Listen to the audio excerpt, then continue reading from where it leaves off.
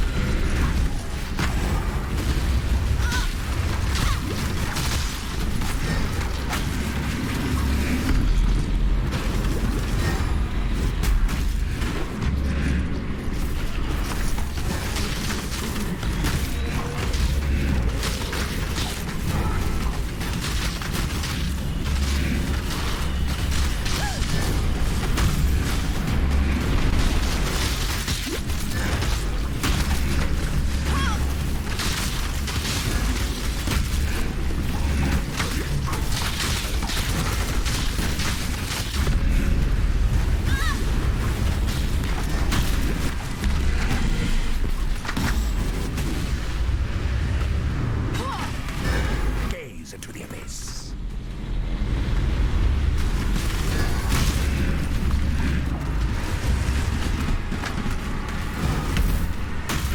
Gaze into the abyss.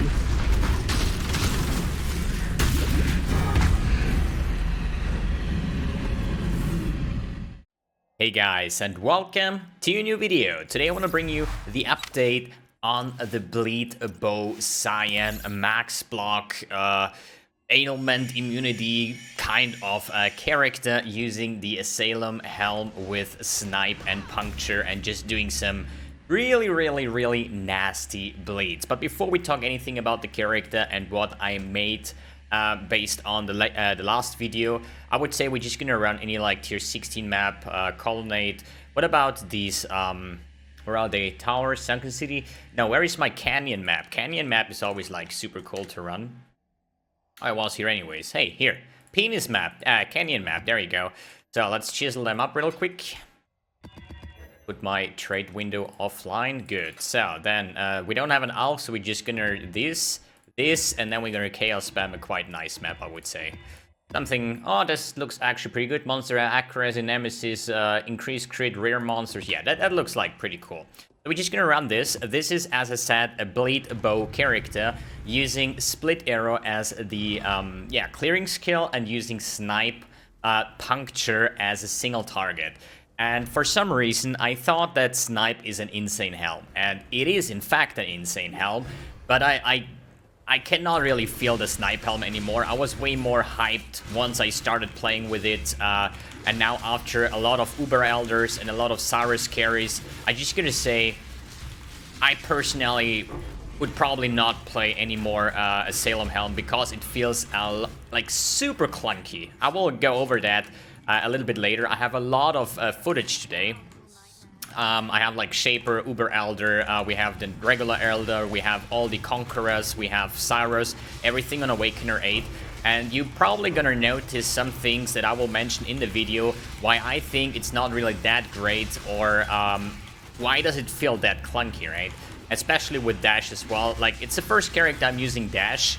With second wind, I'm having these double dashes, but I get so many rollbacks, and it just feels super bad, and I would probably never ever touch dash again. I would rather, even on a bow character, I would rather run around with flame dash, for example. But as you see for the map showcase, you just run around, you basically one-tap everything. We have now an explode chest, so that helps with the clearing as well.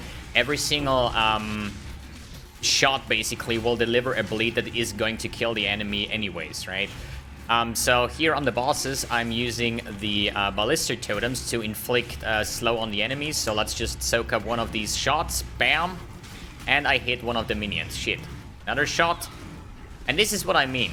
Like, you try to load up your snipe, you try to shoot, sometimes you're not hitting the target, sometimes there is monsters spawning, but if you're happen to hit it, you're gonna do the insane DPS. So let's try again, load it up to 4, 5, 6 stacks, shoot. As you saw, this is a tier 16 boss on Awakener 8.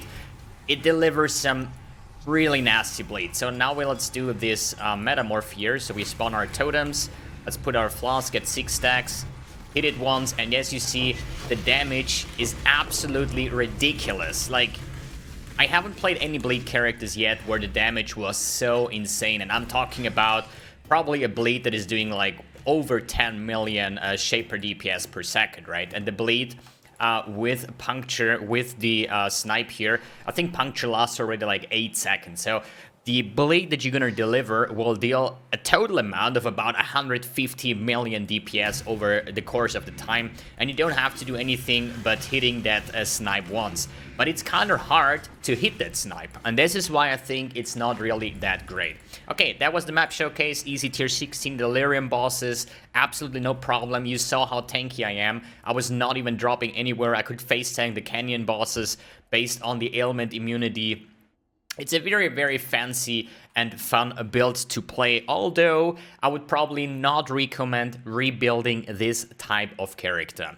So let's talk about the core facts of this build. So we are basically Scion using the Gladiator sub-ascendancy for the global chance to block attack and spell damage. We have more damage with bleeding, and we are using the rear guard quiver. That makes us block, or at least we have it blocked now with the bow, because usually block nodes are bound to either like staves, for example, or max block with a shield or with dual wielding, right? Especially in these days with the cluster jewels, it's rather easy to hit because we have things like the flexible sentry giving you 3% block spell damage and block attack damage and 25% ailment immunity.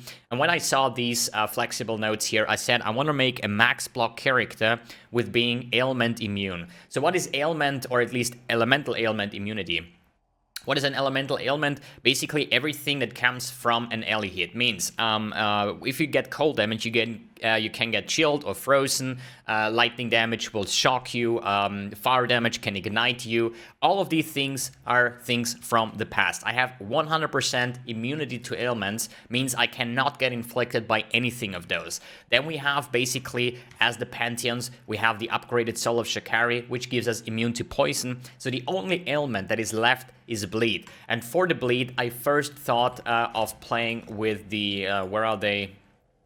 Somewhere here. The Death Door Boots gives you 1 additional endurance charge, some resistance, and also bleeding cannot be inflicted to you. Another way would be getting the Watcher's Eye with a Malevolence mod with bleed cannot be, or unaffected by bleeding, but in the end, having a bleed flask and a corrupted blood jewel, for example, there is rarely any bleed coming towards you, and if so, then you can still use your bleed flask or anything like that to cover up for that. If you're not want to go for the 100% ailment immunity, this is the way to go. As I said, ailment immunity comes from the Force Flexible Sentries that I'm using here, which is a total of 100% chance to avoid elemental ailments. Then the Shakari gives you the poison immunity, and then, as I just explained, the ways to get the bleed immunity on top of that.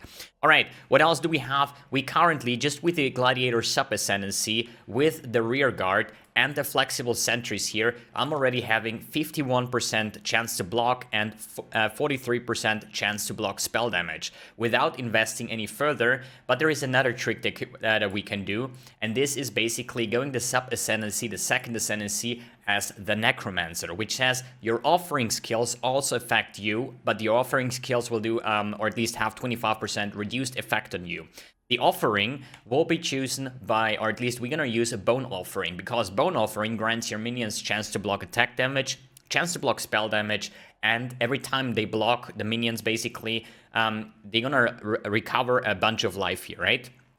And with the Necromancer sub-ascendancy, we can now use these offerings for ourselves. And I choose to just multi-mod, or at least like get a bow with trigger socketed spell when you use a skill. Here I have Bone Offering, I have Desecrate, and I have increased duration on here. So basically, my Bone Offering will now last more than 10 seconds, and both of my Desecrate and the other, where is it? Desecrate and Bone Offering, they're both in my bow. They have a separate cooldown, basically, right? So if you say trigger socketed spell when you use a skill, this is like a 4 seconds cooldown.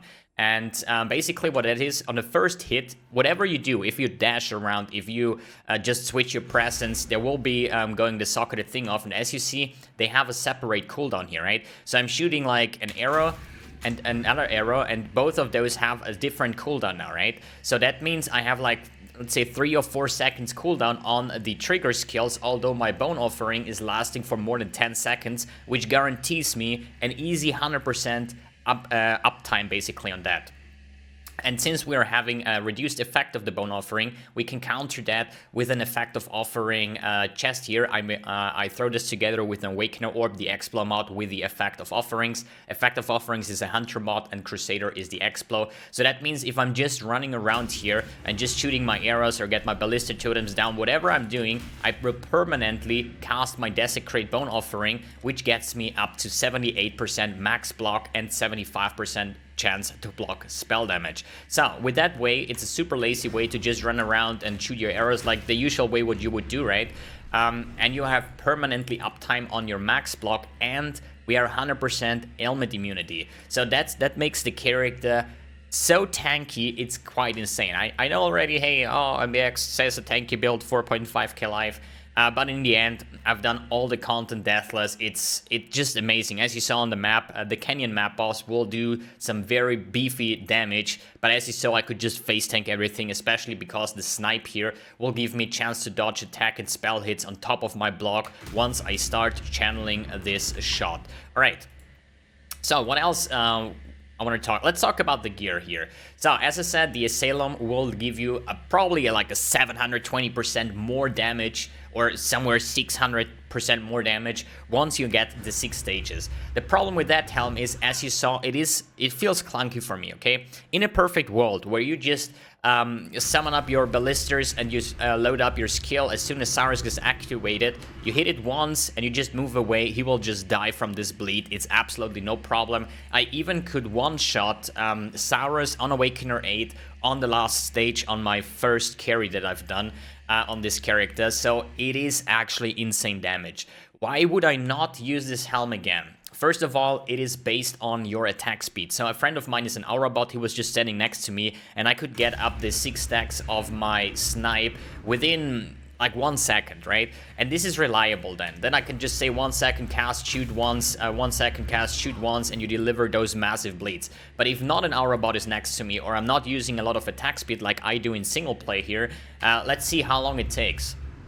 6 stacks. Okay, 1, 2, 3, 4, 5, 6 stacks. This is the time when you stand still. On top of that, we have RT. That means our hits cannot be evaded. It means 100% hit chance, right? Still, bosses and other monsters do have some certain block chance or something, I don't know. But it just sometimes I need to shoot like 3 or 4 snipes to hit it once, right? And this is what makes it super clunky for my playstyle, and also I think it's not really reliable damage. If I would say I would have a 6-link puncture and I can shoot as often as I want, just as I use on my split era, then I have a more reliable time, because then, okay, maybe my puncture will do like a quarter of the damage that I would do with a snipe skill, but I see the boss, I shoot once, and the bleed will start ticking, right? If I stand here now, like 2 seconds here to load this one up, oh, this one missed, right? This one got dodged, or at least blocked or whatever, right? It's like so much time wasted where your typical puncture would already start doing millions of DPS.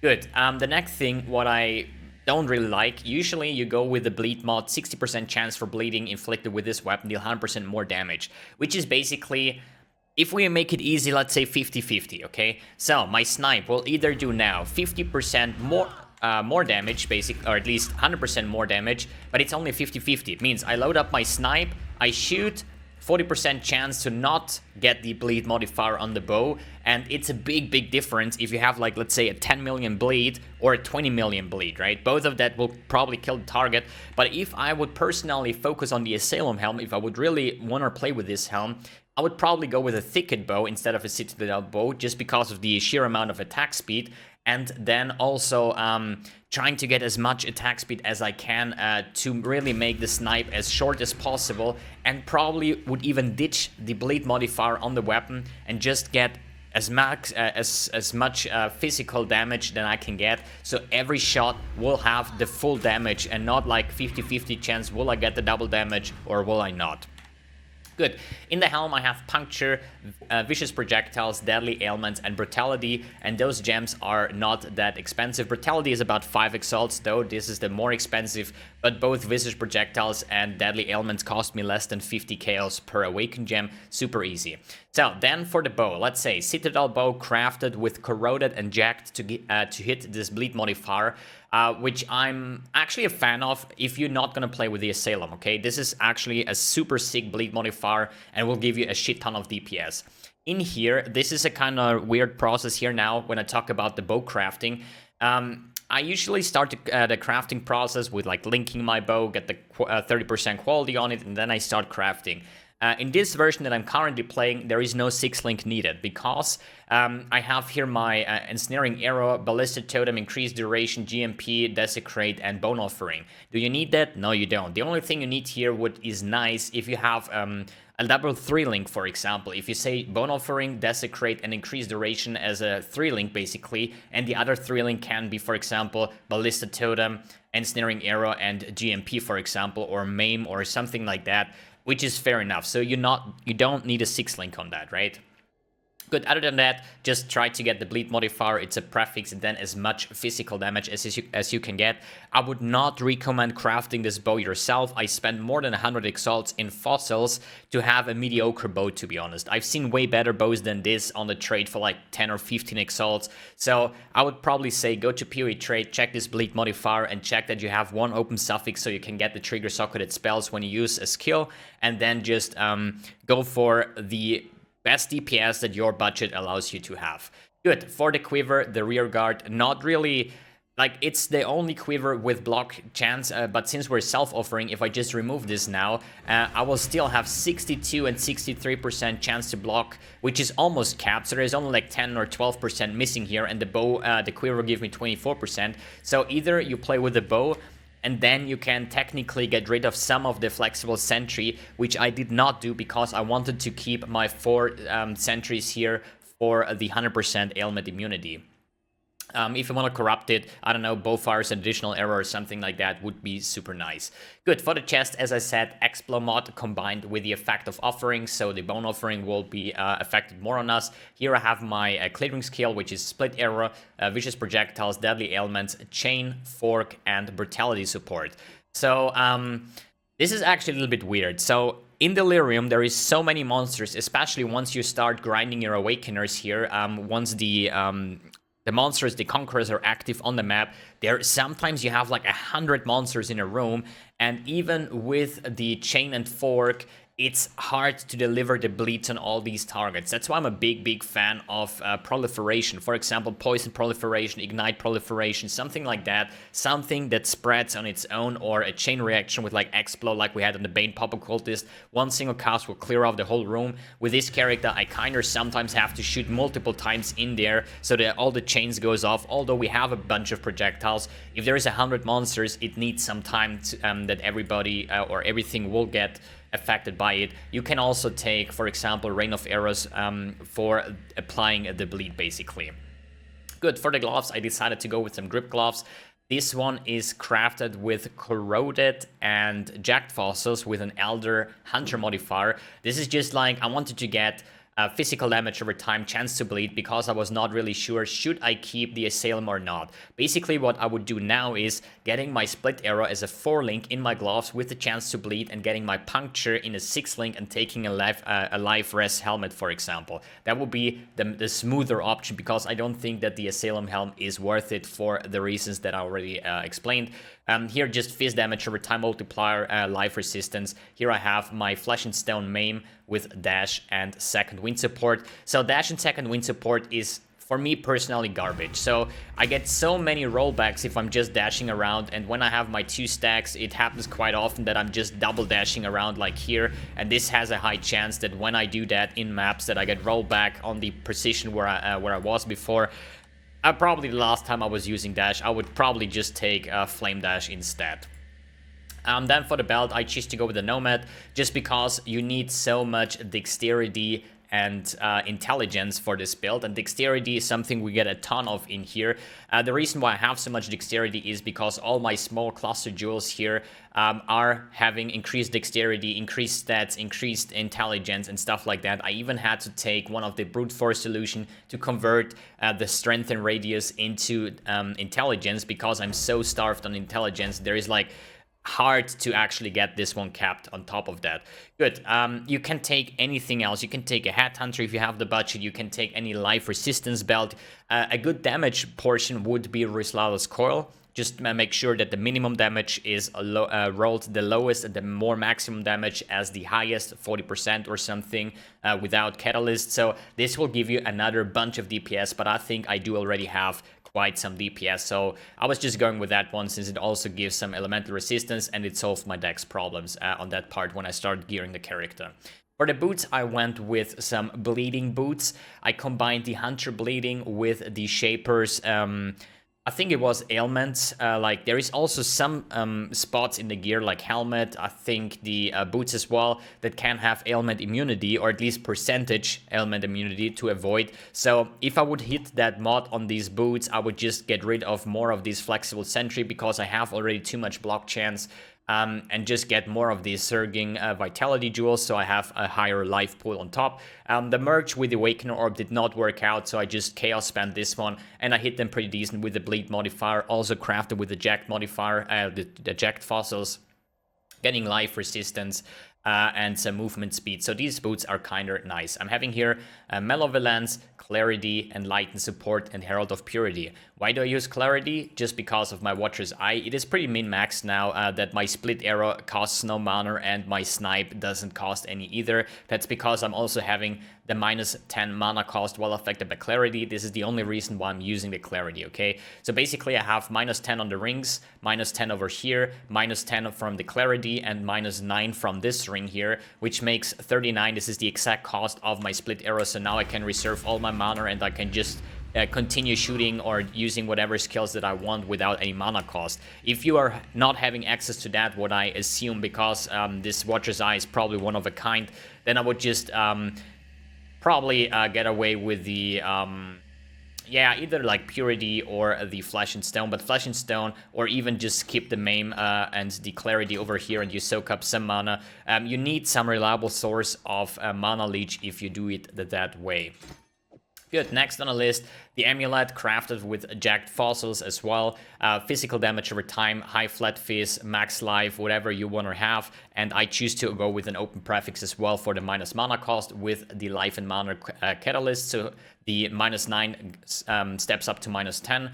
Then on this ring, I just used jagged fossils to get the vulnerability on hit, which is a lot of damage on top of that. Other than that, just life resistance basically in every single rare item. The only difference is this ring here. This is a super garbage item, as you see, but it has the Elrian mod. The reason for that is the snipe is a channeling skill, while the split arrow is not a channeling skill. That means if I'm not using that, my snipe has 8 mana cost, and as you see, I can probably not even use it because I'm not having the mana. I cannot load it up, and that's why I had to go with the Elrian modifier on this ring that drops from the Elrian from the Betrayal, because this -9 mana cost is one of the few sources that counts for both channeling and non-channeling, and with this ring, I could finally get my snipe to be free, and also counts for split arrow, so I'm having exactly my 39 over here.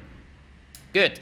What else to talk about this one? Probably nothing too fancy. Here, Bubbling Divine Life Flask for bleed immunity. Then Cinder Swallow, this is the wrong one. I just used this one for the Onslaught effect. The Bottled Faith is a damage 10%, as monsters get 10% increased damage. That also counts for all sources of damage, like bleed, for example. But the base crit will not do anything for us. And then I have just a Curse Immunity Flask, because all the other ailments are off the board with my ailment immunity.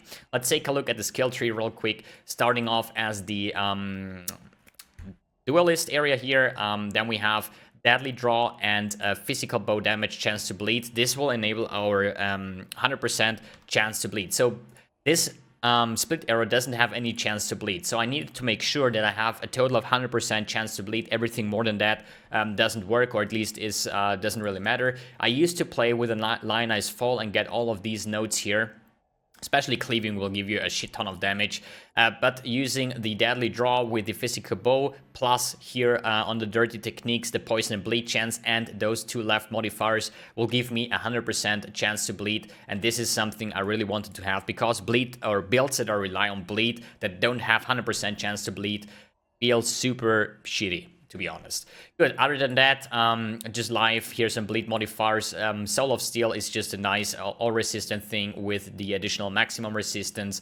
Then Cluster Jewels. Path of Billing link will be in the description below. Let's check out my Cluster Jewels that I have. I could not, the main focus on this was the Flexible Sentry. So I knew, okay, with the Surging Vitality and Flexible Sentry, I know what small Cluster Jewels I want to have. Then there is one combination of medium Cluster Jewels, which is Wasting Affliction and Rend. Rend for the damage over time multiplier, and Wasting Affliction, damaging ailments deal 10% faster, the damage basically.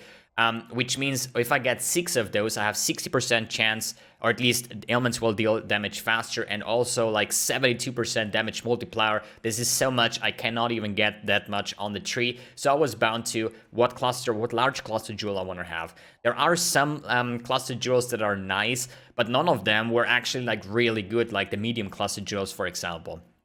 And that's why I decided to go with the voices here on the 7 node and just get 3 times the medium jewel. The 7 voices is currently 4 or 5 exalts. You don't need anything higher than that, because if we take a 5 voices, it will just soak up 1 skill point, because here will be 1 missing, here will be 1 missing. So basically means you spent 1 less skill point for the cost of 25 exalts. Twice, basically, right?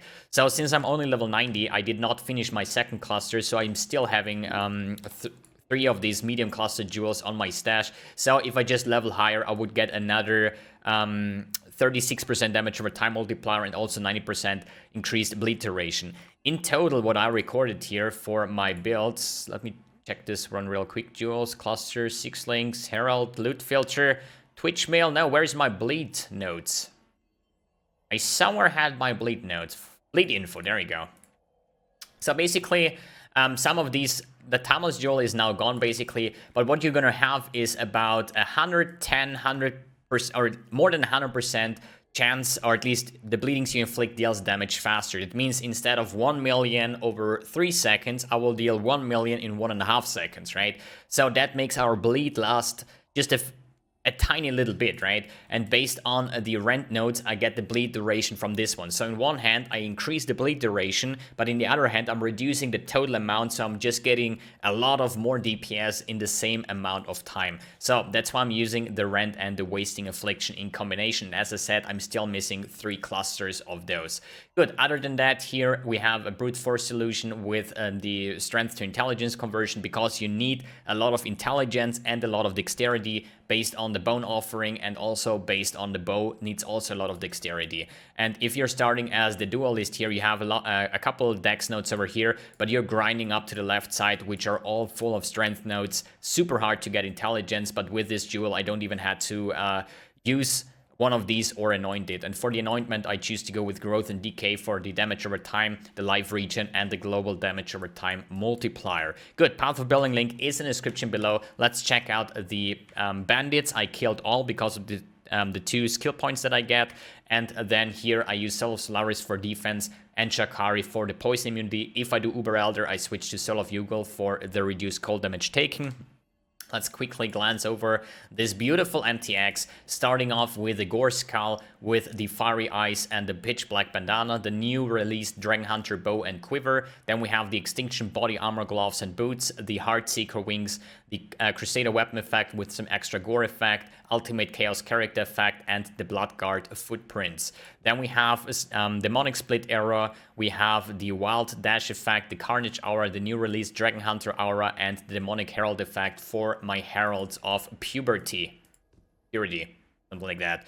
All right, I think that pretty much sums up the video. If I count it together again, max block, ailment immunity, really nice. Snipe helm, kind of disappointed in how clunky it is, and I would probably not recommend playing with it, although it sounds nice if you say like one single shot, I don't know, like 100 million damage on total, right? Everything will die. But if the hit, if you load it up and it get blocked or you miss or something like that, you know, it feels super clunky because you don't really have the time to load it up a second time, because it takes like 2 or 3 seconds to load up the 6 stacks. Other than that, the Assailum is something you probably not use at all if you're mapping, because in the Delirium encounter, if you do the bosses with Delirium, there will always be monsters spawning. And if I say this stone here is the monster and I load it up, and exactly when I want to shoot it, there is a Delirium monster spawning and this one gets the bleed, you just lost 4 or 5 seconds of damage on the boss itself. And I would say on a 6-link puncture where you just run around and shoot it once or one-tap it, although it deals less DPS, you're gonna have a way better uptime. The offering with the Necromancer Ascendancy was a pretty cool idea that I got it automated, so whatever I'm doing, I'm always going to have my offering up, and I'm going to sustain the max block on bosses, on mapping, everywhere. Makes it feel really good. Just super annoying to craft all this gear, get everything together, and I personally, with the changes to the Assailum that I would do, I would probably just go with a Gladiator. It's a lot cheaper and will also be very effective. Alright guys, thanks for tuning in, thanks for watching, and see you on the next video. With your death, this nightmare may finally end. I'm faster. I'm not the only hunter. How quick are you?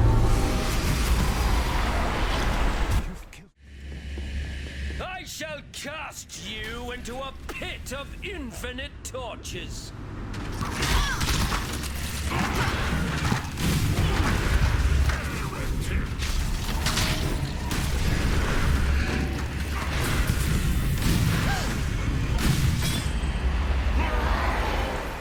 I've killed countless thousands. What's one more?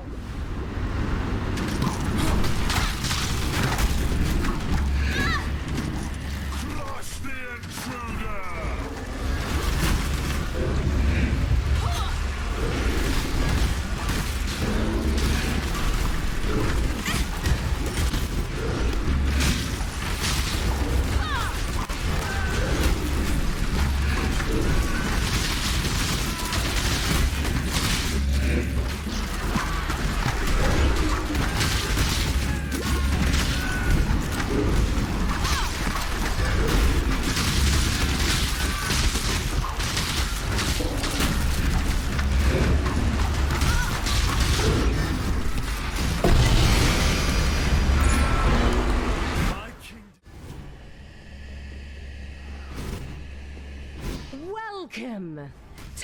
Time has no meaning here. Your pain will be endless. Away with you! Revolting! I shall free you! Wrath!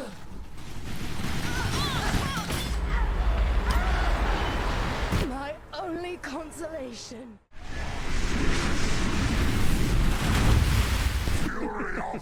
What's this? A real challenge?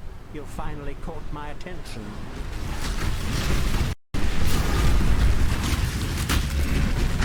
Watch guilty crumble!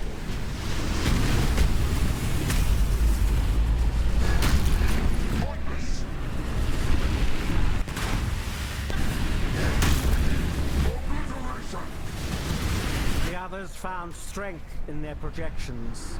They became reliant on them. I am not so foolish. Die. Be Silent. Die.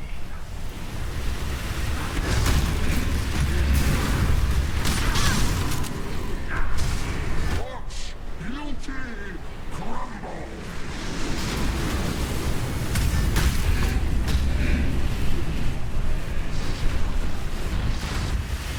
Glorious flames! Be utterly annihilated! Fury of the life cosmos! Really interesting enough to warrant all this pain.